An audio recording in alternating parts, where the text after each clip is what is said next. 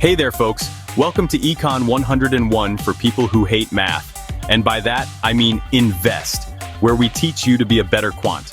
Today, we're diving into 4 hot topics that'll make you question whether our leaders have ever heard of adaptation or common sense. Strap in because this is going to be a roller coaster of underwhelming solutions. Let's start with Delaware, home of the Rehoboth Beach and the world's most corporate zip codes. For decades, Delaware's been the go-to for businesses because it's basically corporate welfare with a legal shield. But guess what? Elon Musk decided to move Tesla to Texas, and now Delaware's panicking like a teen whose ex just friend requested them on Facebook. So what's their big idea? Laws. New laws that'll incentivize companies to stay. Incentivize, you say? As in, we'll throw you a tax break if you don't leave us hanging? Because nothing says we're the best, like threatening to cry in your shareholder meeting. The plan? Maybe make CEOs live there, like, hey Elon, you want to keep your Delaware perks? Buy a beach house and Instagram your morning runs here. Or maybe they'll find companies that leave because nothing says we're great, like a guilt trip, disguised as fiscal policy. But here's the kicker. Texas and Florida are winning this race because they're offering corporate taxes. Delaware's response? We'll modernize our laws. Yeah, because nothing says innovation like clinging to the past harder. Delaware's strategy is like that friend who's still mad you moved across town. You'll miss my legal system, my franchise taxes, and my opinions. Meanwhile, Texas is out here buying a Tesla-sized yacht. Moving on to everyone's favorite topic, student loans. Remember when the government said, hey, let's pause payments during a pandemic, and we were all like, finally a win.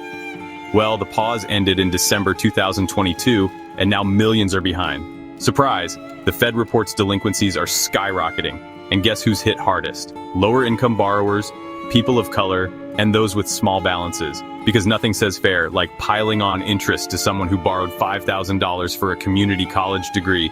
It's like the government student loan program is a dating app. Swipe right on a degree will ghost you later with a bill. The crisis? It's not just personal, it's economic. Borrowers are cutting back on spending, which means no more avocado toast or mortgages. And the feds? They're pushing income-driven repayment plans, which are as easy to navigate as a Russian nesting doll made of red tape. Don't worry, folks, we've got solutions.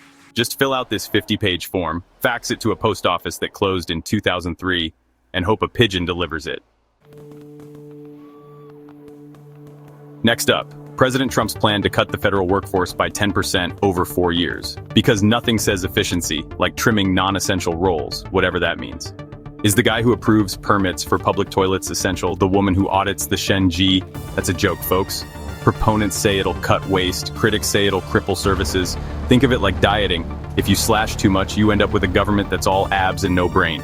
Trump's plan is like when your mom says, let's declutter the house. Then she throws out your childhood diary and keeps 12 unread copies of the Federalist Papers. Priorities, people. The big question, will this actually fix anything? Probably not. Because government inefficiency isn't just about too many people, it's about too many rules. Ever tried navigating a permit to build a sandbox? Welcome to Bureaucracy 101.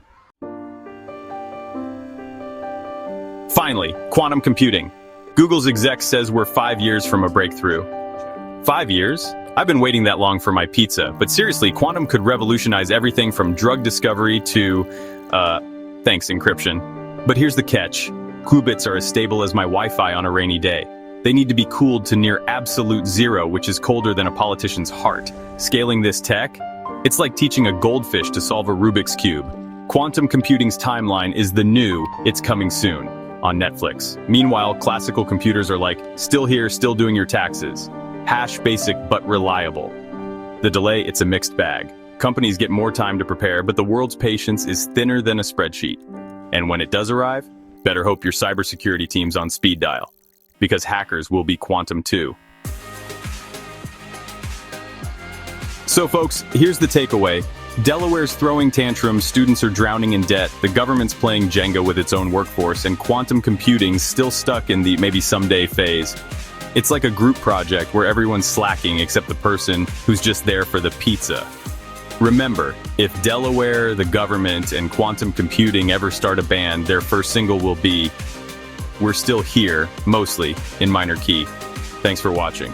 Go pay your loans and maybe don't move your company to Texas. Delaware needs the validation. Subscribe for more fiscal sarcasm.